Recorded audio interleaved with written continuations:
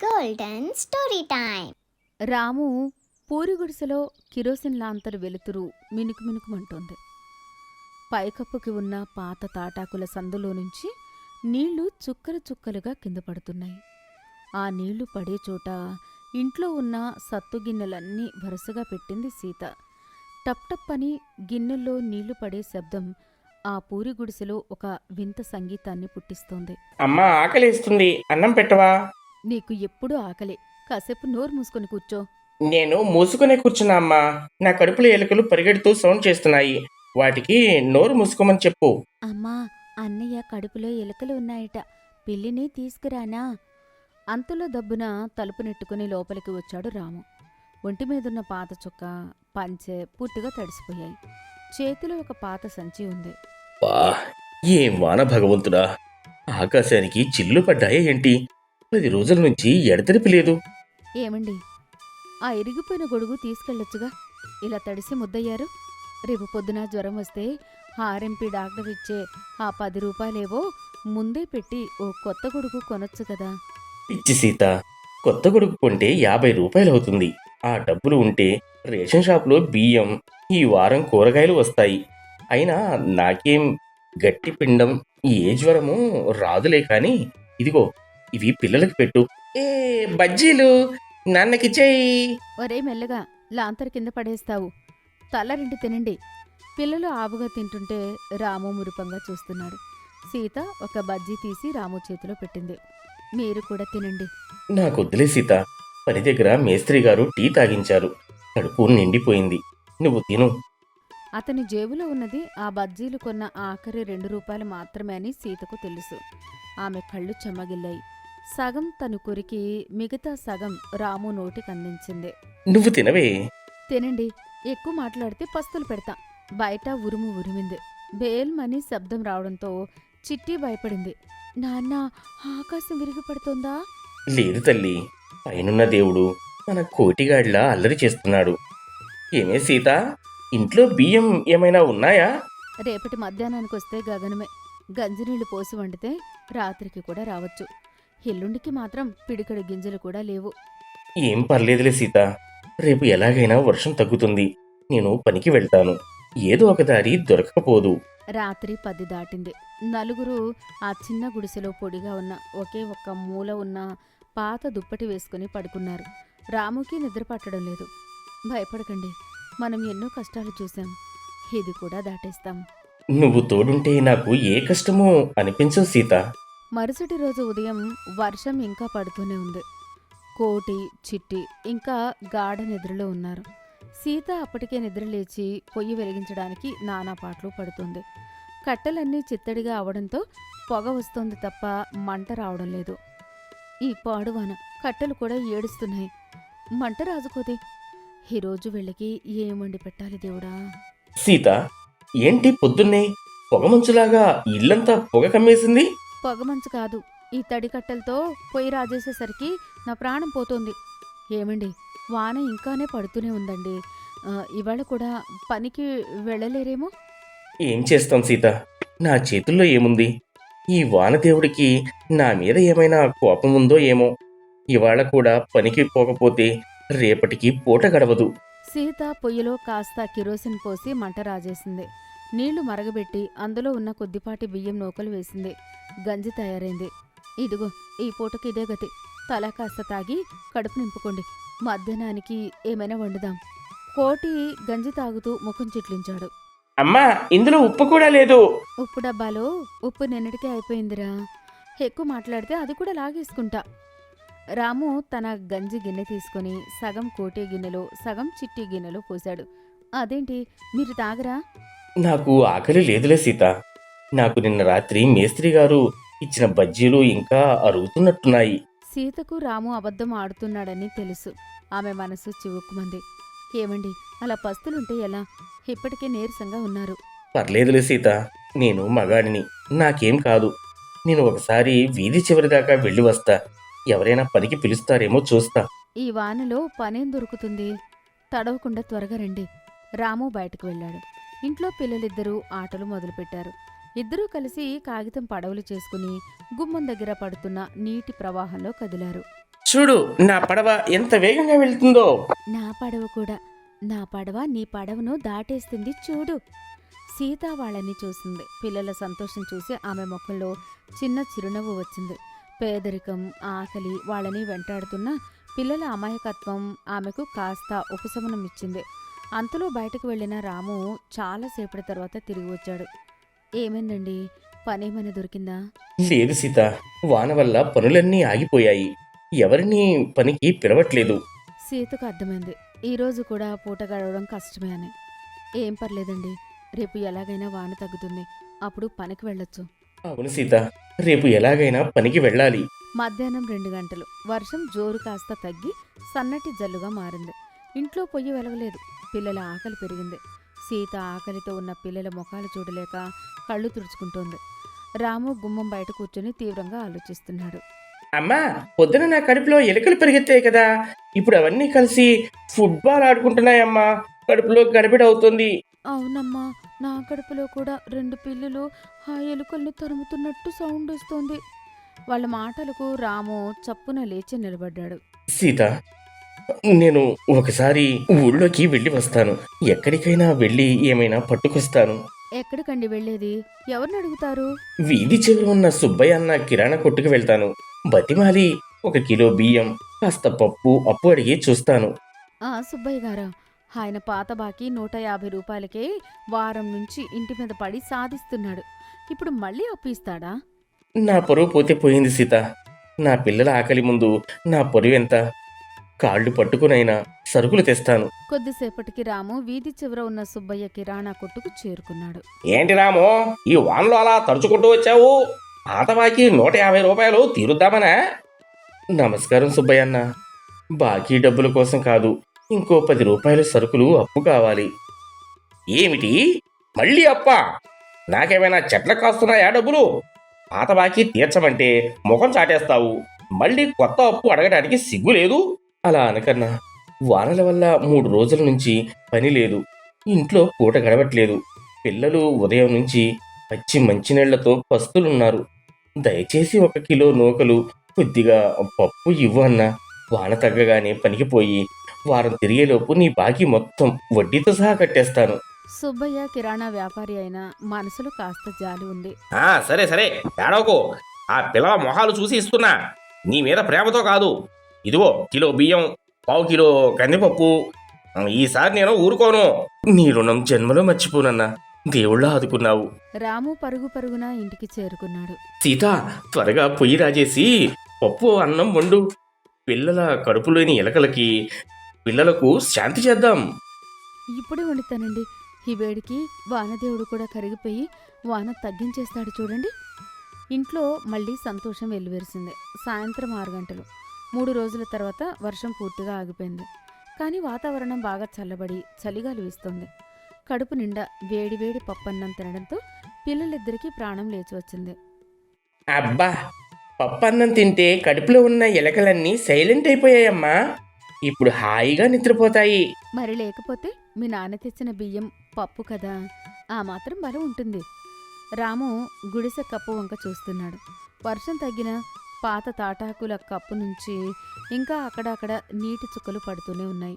వాన తగ్గినా ఈ చలిగాలి మాత్రం ప్రాణాలు తీసేలా ఉంది సీత. ఇంట్లో అంతా చిత్తడిగా ఉంది. పిల్లలు ఎక్కడ పడుకుంటారు? ఏదో ఒక మూలన పొడిగా ఉన్న చోట ఆ పాత దుప్పటి వేసి పడుకోబెడతానులేండి. రేపు పొద్దున ఎండ వస్తే అన్నీ ఆరిపోతాయి. అంతలో చిట్టి వరుసగా తుమ్మింది. అమ్మా, నాకు చలిగా ఉందమ్మా. అయ్యో, ఒళ్ళు వెచ్చబడిందే, జ్వరం వచ్చేలా ఉందండి. రాము గుండె జల్లుమంది. చేతిలో చిల్లుగవ్వలేదు. కిరాణా కొట్టు సుబ్బయ్య దగ్గర అప్పు తెచ్చిన సరుకులే వాళ్ళకి దిక్కు. ఇప్పుడు డాక్టర్ దగ్గరికి తీసుకెళ్లాలంటే కనీసం 10 రూపాయలు కావాలి. పగలు ఆ తడిసిన బట్టలతోనే ఆడుకుంది కదా, అందులో జలుబు చేసినట్టుంది. ఇంట్లో ఏమైనా మిరియాలు, శొంఠి ఉన్నాయా? మిరియాల డబ్బా ఎప్పుడో ఖాళీ అయిపోయింది. ఉన్నదల్లా కొంచెం పసుపు, కాస్త బెల్లం ముక్క. నాన్న, నాకు భయంగా ఉంది, చలి చంపేస్తోంది. రాముకి కడుపు తరుక్కుపోయింది. వాళ్లకున్న ఆ ఒక్క పాత దుప్పటి తీసి చిట్టీకి, కోటికి కలిపి కప్పాడు. ఏం కాదు తల్లి, నీకు మీ నాన్న ఉన్నాడు కదా, నువ్వు భయపడకు. పసుపు, బెల్లం వేడి నీళ్లలో కలిపి ఇవ్వు సీత. కాస్త గొంతుకి హాయిగా ఉంటుంది. సీత వెంటనే పొయ్యి రాజేసి నీళ్లు కాచి పసుపు బెల్లం కలిపి చిట్టికి తాగించింది. రాత్రి 8 గంటలు. ఊరంతా నిశ్శబ్దంగా ఉంది. కరెంటు ఇంకా రాలేదు. పిల్లలిద్దరూ ఆ దుప్పటి కింద కాస్త వెచ్చగా పడుకున్నారు. రాము సీత చలికి వణుకుతున్నా పిల్లల దగ్గరే కూర్చొని ఉన్నారు. ఏమండి, మీకెలాగైనా జబ్బు పడుతుంది, నా పాత చీర కప్పుకోండి. నాకేం కాదు సీత, నేను బండరాతిని. రేపు ఎలాగైనా పని దొరకాలి. మేస్త్రి గారి కాళ్ళు పట్టుకునైనా పని ఇమ్మని అడుగుతాను. సుబ్బయ్య అప్పు తీర్చాలి. చిట్టికి మందులు తేవాలి. నా బతుకంతా ఈ అప్పులు మందులకే సరిపోయేలా ఉంది. అలా అనకండి. దేవుడు మనకు కష్టాలిచ్చినా కడుపున పుట్టిన 2 బిడ్డల్ని ఆణిముత్యాలా ఇచ్చాడు. అదే మన ఆస్తి. బయట చల్లటి గాలి లోపలికి వస్తున్నా ఆ కుటుంబం మధ్య ఉన్న ప్రేమ ఆ చలిని జయిస్తోంది. రేపటి కోసం ఆశగా ఎదురు చూస్తూ వాళ్ళు నిద్రలోకి జారుకున్నారు. మరుసటి రోజు ఉదయం 7 గంటలు. 4 రోజుల తర్వాత ఆకాశంలో మబ్బులు విడిపోయాయి. అమ్మయ్య, ఎట్టకేలకు సూర్యభగవానుడు కరుణించాడు.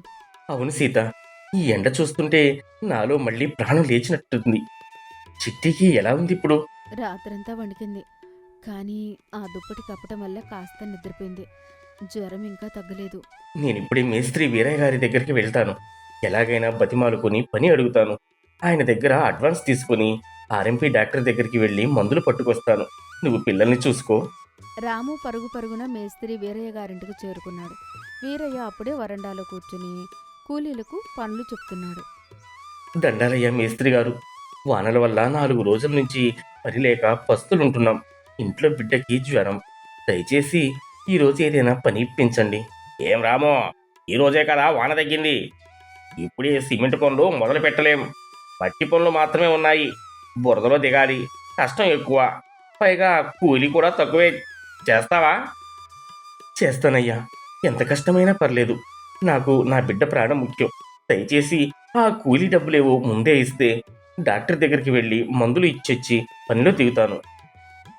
సరే సరే, నీ నిజాయితీ నాకు తెలుసు కదా. ఇదిగో 50 రూపాయలు. వెళ్ళి డాక్టర్కి చూపించి పనిలోకి రా. మీ రుణం జన్మలో తీర్చుకోలేనయ్యా. రాము వెంటనే ఆర్ఎంపీ డాక్టర్ దగ్గరికి వెళ్లి చిట్టి పరిస్థితి చెప్పి మందు బిళ్ళలు సిరప్ తీసుకున్నాడు. దారిలో సుబ్బయ్య కొట్టుకు వెళ్లి ఒక 10 రూపాయలిచ్చి మిగతాది సోమవారం ఇస్తానని మాట ఇచ్చాడు. సుబ్బయ్య కూడా సరే అన్నాడు. రాము ఇంటికి చేరుకుని సీత, ఇదిగో మందులు, కాస్త వేడి నీళ్లు కాచి ఈ సిరప్ తాగించి నేను పనికి వెళ్ళాలి అన్నాడు. దేవుడి దయవల్ల అన్నీ సర్దుకున్నాయండి. మీకు పని దొరికిందా? దొరికింది సీత.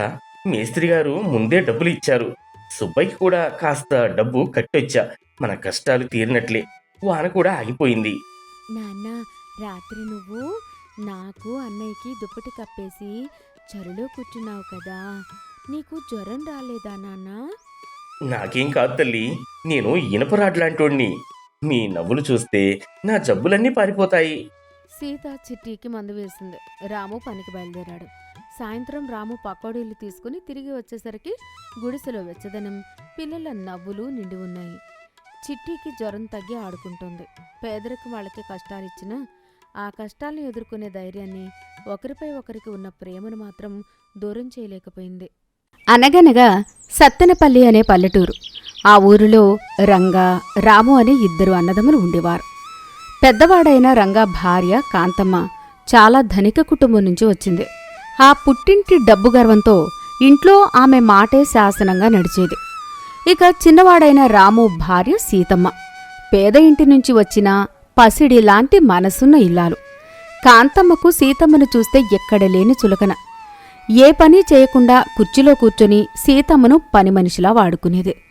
2 అన్నదమ్ములు ఒకే పెంకుటింట్లో ఉన్నా కాంతమ్మ అహంకారం వల్ల ఆ ఇంట్లో ఎప్పుడూ ఒక అదృశ్యమైన అగ్నిపర్వతం రగులుతూనే ఉండేది. ఒకరోజు కాంతమ్మ నడవలో కాలుమీద కాలు వేసుకుని కూర్చుని ఉంది. వంటగదిలో కట్టెల పొయ్యి ముందు సీతమ్మ చెమటలు కక్కుతూ వంట చేస్తోంది. ఏమే సీతమ్మ, వంటగదిలో ఏంటా పొగ? నా కళ్ళు మండుతున్నాయి. అయినా నీకెన్నిసార్లు చెప్పాలే? నాకు తాగడానికి వేడివేడిగా టీ, స్నానానికి కాసిని వేడి నీళ్లు పొయ్యి మీద పెట్టమని నేను అరిచేదాకా నీకు ఒళ్ళు వంగదా? సీతమ్మ పరుగున బయటకు వచ్చి వినయంగా, అది కాదక్కా, ఉదయం నుంచి నీళ్లు మోసుకొచ్చి మీకు స్నానానికి వేడి నీళ్లు కాగబెట్టానక్కయ్యా. బావగారు మీ మరిదిగారు పొలం నుంచి వచ్చే సమయం అవుతోందని ముందు అన్నం పొయ్యి రాజేశాను. వాళ్ళు ఎండలో కష్టపడి వస్తారు కదా అని వంట చేస్తున్నాను. ఆ అన్నం దించగానే మీకు వేడివేడిగా టీ తీసుకొస్తాను. ఆపు నీ నాటకాలు. మగాళ్ళ ఆకలి సంగతి తర్వాత ముందు నా టీ సంగతి చూడు. కట్టు బట్టలతో ఇంటికొచ్చావు, తెడ్డెడు ఆస్తి తేలేదు. నా పుట్టింటి వాళ్ళు ఇచ్చిన పరుపుల మీద పడుకుంటూ నేను తెచ్చిన గిన్నెలో తింటున్నావు. అయినా నీకు నా పనులు చేయడానికే బద్ధకమా? పేదరికం నుంచి వచ్చావు కదా, ముందు ఈ ఇంటి మహారాణి పనులు చేయాలన్నా బుద్ధి ఉండొద్దు. అప్పుడే పొలం నుంచి అన్నదమ్ములు రంగా రాము ఇద్దరూ వస్తారు. ఏంటి కాంతం, పొద్దున్నే ఎందుకలా అరుస్తున్నావు? పాపం ఉదయం నుంచి సీతమ్మ ఒక్కతే ఇల్లంతా ఊడ్చి వంట చేసి అలసిపోయి ఉంటుంది. దాన్ని ఎందుకలా సాధిస్తావు? ఓహో, మీ తమ్ముడి పెళ్ళాం మీద మీకు బాలే జాలి పుట్టుకొస్తోందే. నేను దాన్ని పని మనిషినే అంటున్నానా? నాకు వేడి నీళ్లు టీ అడిగాను, నా చీరలు మడత పెట్టమని అడిగాను, అంతే. దానికి ఆవిడగారు రాణిలాగా ఎదురు సమాధానం చెప్తుంది. అయినా ఈ పేదవాళ్లతో ఇదే సమస్య. ఎంత పెట్టినా విశ్వాసం ఉండదు. రాము బాధగా భార్య వైపు చూస్తూ, అంత మాట అనకండి వదిన గారు. సీతకు ఏ అహంకారం లేదు. సరే, ఆ చీరలేవో నాకివ్వండి, నేను మడత పెడతాను. మీరు ప్రశాంతంగా ఉండండి. చూసారా, మీ తమ్ముడి ముద్దుల పెళ్ళానికి పని చెప్తే ఆయన వెళ్ళి చీరలు మడత పెడతాడట. ఇదంతా చూస్తుంటే నా రక్తం మరుగుతోంది. ఇలాంటి వాళ్లతో నేను ఒకే ఇంట్లో క్షణం కూడా ఉండలేను అని చెప్పి కాంతం కోపంగా అక్కడ్నుంచి వెళ్ళిపోతుంది. రాత్రయింది. కాంతమ్మ తన పంతం నెగ్గించుకోవాలని గదిలో రంగాతో పెద్ద గొడవ పెట్టుకుంది. నాతో ఉంటారా లేక మీ తమ్ముడితో ఉంటారా తేల్చుకోండి. వాళ్ళని ఇప్పుడే ఈ ఇల్లు వదిలి వెళ్ళిపోమనండి, లేదంటే నేను మా పుట్టింటికి వెళ్ళిపోతాను అని తెగేసి చెప్పింది. భార్య పుట్టింటి ఆస్తికి ఆమె గయ్యాళితనానికి భయపడిపోయిన రంగా నిస్సహాయుడిగా మిగిలిపోయాడు. కన్నీళ్లతో తమ్ముణ్ణి బయటకు పిలిచాడు. రంగా ఏడుస్తూ తల దించుకుని ఉన్నాడు. రాము ఆందోళనగా అన్నయ్య దగ్గరికి వచ్చాడు. అన్నయ్య, ఏమైంది? వదిన గట్టిగా అరుస్తుంది. నువ్వేంటి ఇక్కడ ఏడుస్తున్నావు? నన్ను క్షమించురా రాము, నేను చేతగాని వాడినరా. నీ వదిన పంతం పట్టిందిరా. తను సీతమ్మతో కలిసి ఒకే ఇంట్లో ఉండలేనని మిమ్మల్ని ఇప్పుడే ఇల్లు వదిలి వెళ్ళిపోమని శాసిస్తోందిరా. నేను దాన్ని ఎదిరించలేకపోతున్నాను. మీరు ఇక్కడి నుండి వెళ్ళిపోవడం మంచిదిరా. మీకోసం వేరే ఏదైనా ఇల్లు చూసుకోండి. అన్నయ్య మాటలు వినగానే రాము గుండె ఆగిపోయినంత పనైంది. కాని రాముకి తన అన్నయ్య నిస్సహాయత, వదిన అహంకారం బాగా తెలుసు. వదిన వల్ల అన్నయ్య కాపురం కూలిపోకూడదు అని వాడు నిర్ణయించుకున్నాడు. అన్నయ్య, దీనికి నువ్వు ఏడవాలా? వదినలా అనుకుంటే అలాగే చేద్దాం. మన అన్నదమ్ముల మధ్య ఈ ఇల్లు మారితే మాత్రం ప్రేమ తగ్గిపోతుందా? నువ్వు ఏమాత్రం భయపడకు, మేమిప్పుడే వెళ్ళిపోతాం. నువ్వు వదినతో ప్రశాంతంగా ఉండు.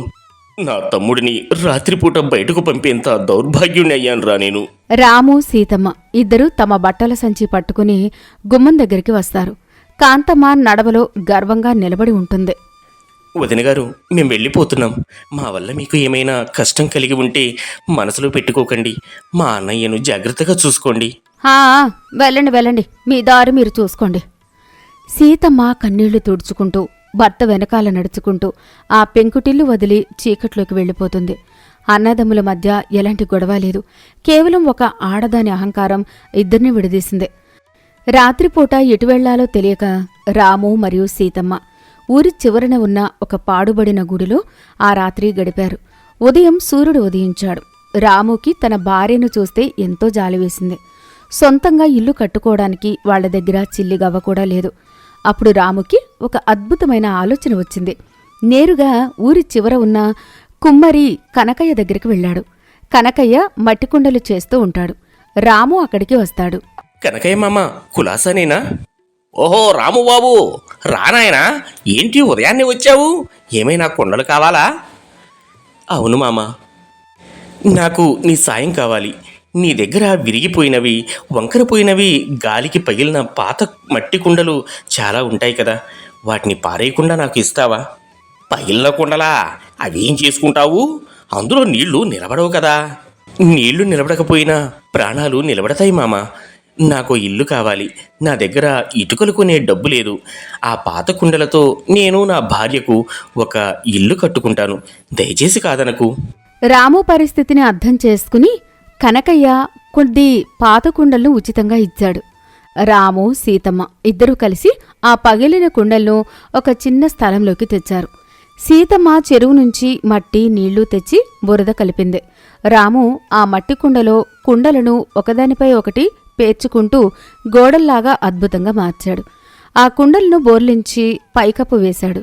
వాళ్ల చెమటతో ప్రేమతో చూస్తుండగానే 3 రోజుల్లో ఒక అందమైన వింతైన కుండ ఇల్లు తయారైంది. రాము వాళ్ల ఇల్లు కట్టుకున్నారని తెలిసి కాంతమ్మ వాళ్లను ఏడిపించడానికి అక్కడికొస్తుంది. ఆ కుండ ఇల్లు చూసి పకపకా నవ్వుతుంది. ఓహో, ఏమే సీతమ్మ, ఇదేనా మీ మహల్? ఇటుకలకు గతిలేక ముసలోళ్ళు వాడి పారేసిన పగిలిన కుండలతో ఇల్లు కట్టుకున్నారా? గట్టిగా గాలి వస్తే ఈ కుండలన్నీ పగిలి మీ నెత్తి మీదే పడతాయి. ఇది ఇల్లా లేక కుమ్మరి దుకాణమా? నీ పేదరికానికి తగ్గ ఇల్లే కట్టుకున్నారులే. అవునక్కయ్యా, మాకు డబ్బు లేకపోయినా మా చేతులతో ప్రేమగా కట్టుకున్న ఈ మట్టి ఇల్లే మాకు స్వర్గం. ఈ కుండల ఇంటి చల్లదనం ముందు ఆస్తుల వేడి నిలబడదక్కా. అబ్బో, నీతి వాక్యాలకేమీ తక్కువ లేదు. బతుకంతా ఆ కుండల్లోనే పడి ఏడవండి అని కాంతం మూతి తిప్పుకొని తన పెద్ద పెంకుటింటికి వెళ్ళిపోతుంది. సీతమ్మ ఏమీ మాట్లాడకుండా లోపలికి వెళ్ళిపోతుంది. కాలం గిర్రున తిరిగింది. మే నెల వచ్చింది. ఎండాకాలం వచ్చేస్తుంది. ఎండలు భగభగలాడుతున్నాయి. సూర్యుడు నిప్పులు చెరుగుతున్నాడు. కాంతమ్మ ఎంతో గర్వపడిన ఆ పెద్ద ఇల్లు ఆ ఎండల ధాటికి ఒక నిప్పుల కొలిమిలా మారిపోయింది. లోపల కాలు పెడితేనే ఒళ్ళు కాలిపోయేలా ఉంది. కాంతమ్మ చెమటలు కక్కుతూ చేతిలో ఒక తాటాకు విసనకర్ర పట్టుకుని గిలగిలలాడుతోంది. రంగా కూడా చెమటలతో విలవిలలాడుతున్నాడు. అబ్బా, కాలిపోతోందండి. ఏమండి, ఇదే వెండలండి బాబు, ప్రాణాలు తీసేస్తున్నాయి. ఇల్లు ఇల్లులా లేదు, కుమ్మరి ఆవల్లా ఉంది. ఈ ఫ్యాన్ వేసిన వేడిగాలి వస్తోంది. నా వల్ల కావడం లేదు, ఊపిరి ఆడడం లేదండి. ఇటు కాంతమ్మ ఉడికిపోతుంటే అటు ఊరి చివరన రాము కట్టుకున్న ఆ కుండ ఇంట్లో వాతావరణం మాత్రం ఒక అద్భుతంగా ఉంది. సీతమ్మ ఉదయాన్నే లేచి ఆ కుండల గోడల మీద 2 బిందెల చల్లటి నీళ్లు చల్లింది. మట్టి కుండలకు నీటిని పీల్చుకునే గుణం ఉంటుంది. బయట మండుటెండలో వస్తున్న వడగాలి ఆ ఇంట్లోకి వచ్చేసరికి అత్యంత చల్లగా మారిపోతుంది. లోపల సీతమ్మ ఎంతో ప్రశాంతంగా ముద్దపప్పు అన్నం వండుతోంది. రాము చాప మీద పడుకుని చల్లటి గాలికి హాయిగా నిద్రపోతున్నాడు. ఇలా ఉండగా కాంతం ఇంటి దగ్గర, నేనేం చేయాలి కాంతం? బయట చూస్తే నిప్పుల వాన పడుతుంది. ఎండ దెబ్బకు నాకే కళ్ళు తిరుగుతున్నాయి. మీకు చేత కాదు, నా ఒళ్ళంతా చెమటలతో కాలిపోతోంది. నేను అరుగు మీదకు వెళ్ళి పడుకుంటాను.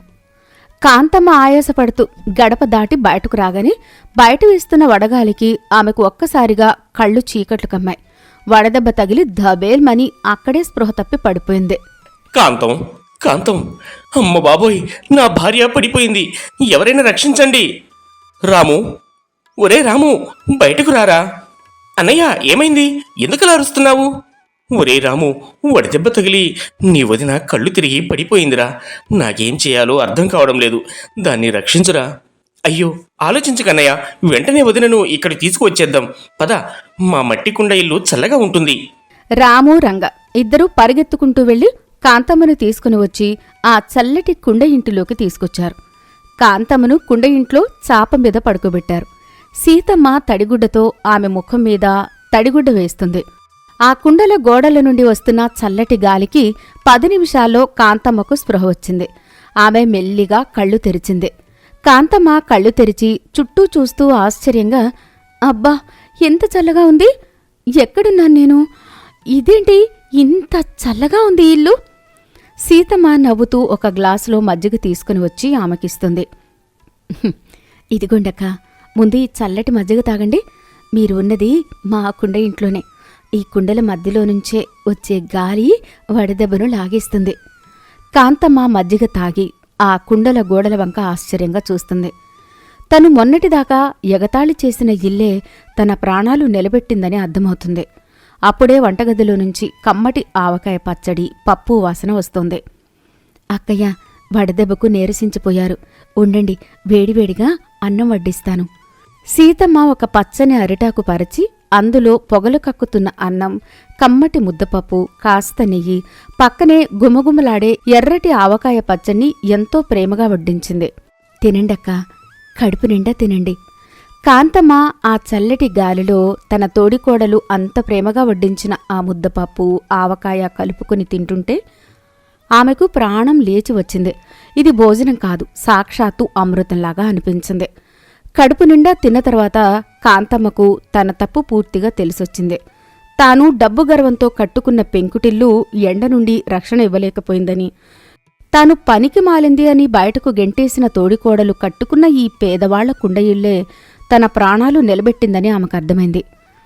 నన్ను క్షమించు సీతమ్మ, నా పుట్టింటి డబ్బును చూసుకుని కళ్ళు నెత్తికెక్కి ప్రవర్తించాను. మిమ్మల్ని నానా మాటలని ఇంటి నుండి గెంటేశాను. కాని మీరు నా మీద ఏ కోపం పెట్టుకోకుండా ఆపదలో నన్ను అక్కుని చేర్చుకున్నారు. నా ఆస్తి నన్ను కాపాడలేదు. నువ్వు కట్టిన ఈ మట్టి కుండ ఇల్లు, నువ్వు పెట్టిన ఈ పట్టడన్నం నా ప్రాణాలు నిలబెట్టాయి. డబ్బు పెడితే ఇటుకల ఇల్లు వస్తుందేమో కాని నీలాంటి వాళ్ల ప్రేమ ఉంటేనే అది అసలైన ఇల్లుగా మారుతుంది. నా తప్పు నాకు తెలిసిందమ్మా. అయ్యో అక్కయ్య, మీరెందుకు ఏడుస్తారు? మన కుటుంబంలో చిన్న చిన్న తగాదాలు సహజమే. మన మధ్య డబ్బు అడ్డు కూడా కాకూడదక్కా. మీరిద్దరూ నన్ను క్షమించండి. రేపే మీ ఇద్దరు తిరిగి మన పెంకుటింటికి వచ్చేయండి. మనం మళ్ళీ అందరం కలిసే ఉందాం. తప్పకుండా వస్తాం వదిన గారు. కానీ ఏంటి రాము? ఆ పెంకుటిల్లు ఇప్పుడు భగభగలాడుతుంది కదా, అందుకే ఈ ఎండాకాలం పూర్తయ్యేదాకా మీరు కూడా ఇక్కడే ఈ చల్లటి కుండ ఇంటిలోనే ఉండిపోదాం వదిన, ఏమంటారు? రాము చెప్పిన ఆ మాటకు రంగ, కాంతమ్మ, సీతమ్మ అందరూ పకపక నవ్వారు. ఆ చల్లటి మట్టికుండ ఇంట్లో తోడికోడళ్ళిద్దరూ కలిసిపోవడంతో నిజమైన పండుగ వాతావరణం నెలకొంది. ఆ ఎండాకాలం అంతా వాళ్లు ఆ కుండ ఇంట్లోనే ఎంతో ఆనందంగా చల్లగా గడిపారు.